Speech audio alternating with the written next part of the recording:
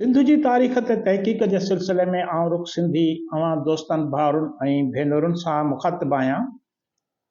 अॼु पाण सिंध हिंद समेत मुख़्तलिफ़ मुल्कनि ते हमिलो करे कब्ज़ो कंदड़ ऐं फुरलुट कंदड़ महमूद गज़नवी बाबति ॻाल्हाईंदासीं त हू हीरो हुयो या लुटेरो।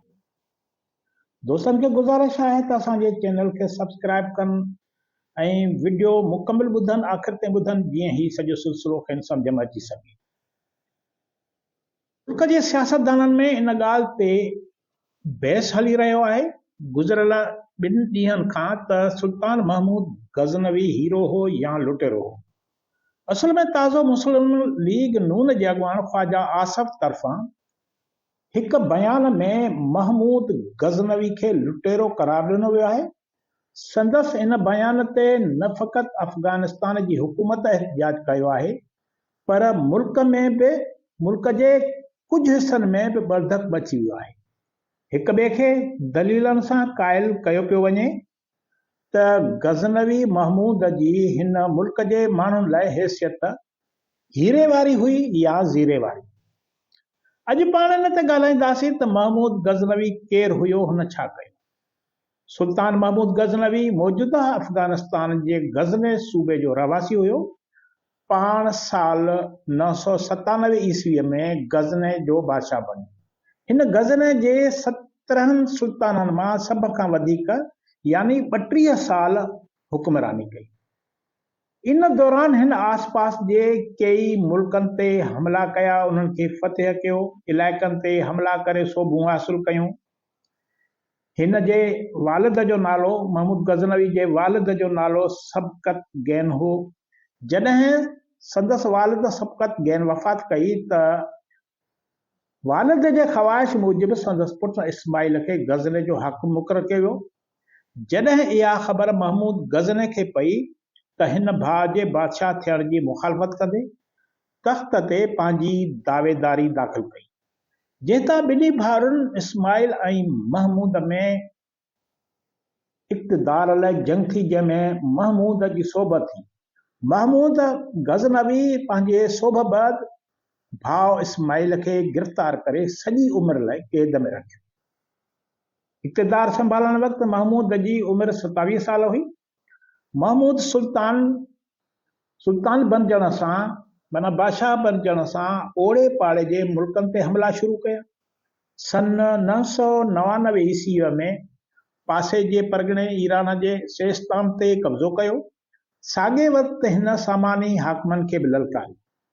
सुल्तान महमूद गज़नवी जी नज़र उन वक़्तु पाड़े जे मुल्क हिंदुस्तान ते हुई, जेको उन वक़्तु सुखियो सताबो मुल्क हुयो। हिन हिंदुस्तान ते कब्ज़े जी रिथाबंदी करणु शुरू कई। महमूद गज़नवी साल 1001 में हिंदुस्तान ते हमला शुरू कया।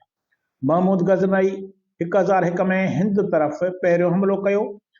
हुन पिशावर वटि पहुची पंजाब जे हाकिम जयपाल खे शिकस्त ॾिनी। जयपाल गिरफ़्तारी खां बचण लाइ ख़ुदकशी करे छॾी। 1002 में महमूद गज़नवी सिस्तान ते ॿीहर हमलो कयो। बाग़ी अॻवान ख़ालिद पकड़िजी पियो। सुल्तान हिन खे माफ़ कंदे खेसि उहिदो ॾेई पंहिंजे ताबे कई। वरी 1005 ईस्वीअ में गज़नवी पंजाब मां थींदो मुल्तान पहुतो। अबू अल फतह दाऊद उते जो हुक्मरान हो। दाऊद करमती फ़िरक़े सां तालुक़ रखंदड़ हाकिम हुयो। महमूद ऐं दाऊद जे विच में सुलह थियो। मुल्तान जे हाकिम संदसि फरमानबरदारी कई, खेसि पंहिंजो हाकिम तस्लीम कयो ऐं सालियानो 20,000 सोना दरहम ॾियण जी आछ कई, जेका महमूद गज़नवी क़बूल करे संदसि मुल्तान ते हुक्मरानी बहाल रखी। 1008 ईस्वीअ में गज़नवी सुल्तान पिशावर तरफ़ वधियो। वरी ॿीहर वधियो। जयपाल जे पुट अनंतपाल जे क़यादत में हिंदुनि जो वॾो लश्कर गॾु थियो। अनंतपाल हमले में अॻराई कई। उन जो महमूद खूब फ़ाइदो वरितो। खोखरनि जे 30,000 फ़ौज महमूद ते ज़बरदस्त हमलो कयो। महमूद गज़नवी शिकस्त खाईंदे खाईंदे बची वियो। अनंतपाल जा हाथी घोड़ घमसान जे करे भाॼ खाइण लॻा, जंहिंमें हिंदी लश्कर जो वॾो नुक़सानु थियो। महमूद अॻिते वधी कांगड़ जे किले ते हमिलो कयो, जेको उन वक़्तु बिल्कुलु ख़ाली हो ऐं उन जे हिफ़ाज़त लाइ को बि मौजूदु न हुयो। सुल्तान गज़नवी खे हिन मुहिम में लुट माल जो तमामु वॾो माल हथ आयो। लुट मार जेका हुन कई उन तमामु हुनखे वॾा खज़ाना हथ आया। पोइ वरी 1009 ईस्वीअ में गज़नवी फ़ौज गौर ते हमिलो कयो। हीउ नंढो इलाइक़ो हेरात ऐं गज़नी जे जबलनि जे विच में आहे। हितां जे माण्हुनि अञा इस्लाम क़बूल न कयो हो। महमूद कामयाबीअ सां काह करे गौर खे पंहिंजे कब्ज़े में आंदो, अफ़गाननि खे बेदर्दी सां कुचलियो। शहज़ादो मोहम्मद बिन सूरी जेको उन वक़्तु गौर जो हाकिम हुयो उनखे क़ैद कयो वियो ऐं महमूद पंहिंजे पुटु अबू अलीअ खे उतां जो हाकिम मुक़ररु कयो। 1018 में सुल्तान महमूद हिंदुस्तान जे इलाइक़नि ते 12हों भेरो हमिलो कयो। महमूद इन हमले दौरान मिथिरा ते कब्ज़ो कयो, हिंदुनि जे मज़हबी माॻनि खे ड्राहे पट करे छॾियो। हिन जे फ़ौजुनि इलाइक़े में वॾी फुरलुट कई। के ख़ूबसूरत जायूं हुयूं, मंदर हुया, तइमीरात हुयूं, उन्हनि खे तबाह कयो, ड्राहे पट कयो। उनखां पोइ संदसि फ़ौज कनूज पहुती। हिते बि हिकु ज़बरदस्त किलो हो। शुरूआत में राजपूत राजा मैदान छॾे भॼी वियो, बाद में हमले आवर जे आॾो पेश थी।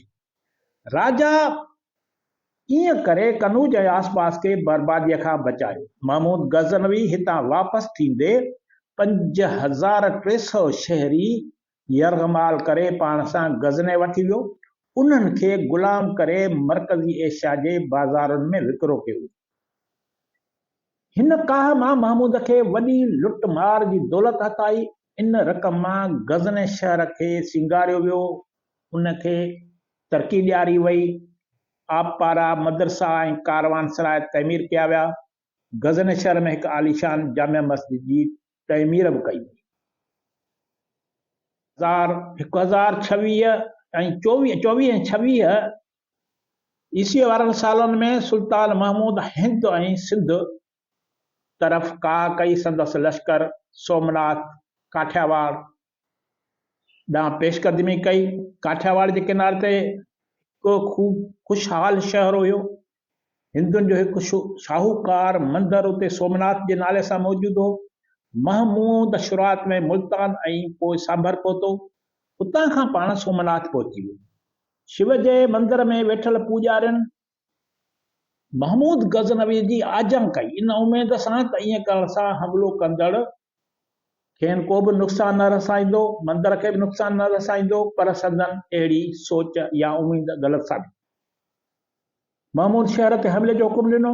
कोटनि किलनि खे तहस नहस कयो वियो। हज़ारनि शहरियुनि खे बिना कंहिं सबब जे क़त्ल करे रत जा दरिया वहाया। उते जो मंदरु काठ जो ठहियलु हो।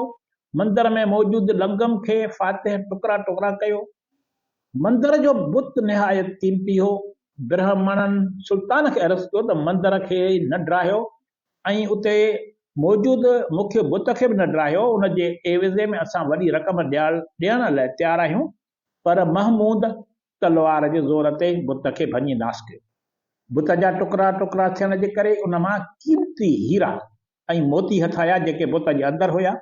इन रीति महमूद खे ब्राह्मणनि पारां आछ ॾिनल रक़म खां बि चोणी पंजूणी दौलत मिली वई। अफ़गानिस्तान जे तारीख़ ते कमु कंदड़ लिखियो आहे त महमूद सोमनाथ खां वापसि थींदे सिंध जे रेगिस्तान में लंघियो। पाणीअ जे खोट करे फातिह ऐं संदसि लश्कर खे वॾी तकलीफ़ पहुती। हू मुश्किलातुनि जो शिकार थी विया। महमूद सिंध सागर दोआबा में दाख़िल थियो त उते जे जतन हिन जो मुक़ाबिलो कयो। महमूद जतन खां ॻढ़ो नुक़सानु रसण बैदि गज़ने लाइ रवानो थी। पाण मुश्किल सां बहार 1026 ईस्वीअ में गज़ने पहुची सघियो। हिन जे हमलनि जो मुख्य मक़सदु माल गनीमत हासिल करणु हो। असां तारीख़ में महमूद गज़नवी बाबति जेको लिखियलु आहे, जेको तारीख़ जे किताबनि में लिखियलु आहे, उहो सबूतनि सां पेश कयो आहे। हाणे फ़ैसिलो ॾिसंदड़नि ऐं ॿुधंदड़नि ते आहे त हू कंहिंजे लाइ हीरो ऐं कंहिंजे लाइ विलन हो। यानी महमूद गज़नवी कंहिंजे लाइ हीरो हो ऐं कंहिंजे लाइ विलन हो। ईंदड़ वीडियो ते इजाज़त ॾींदा। अव्हां जी वॾी वॾी महिरबानी।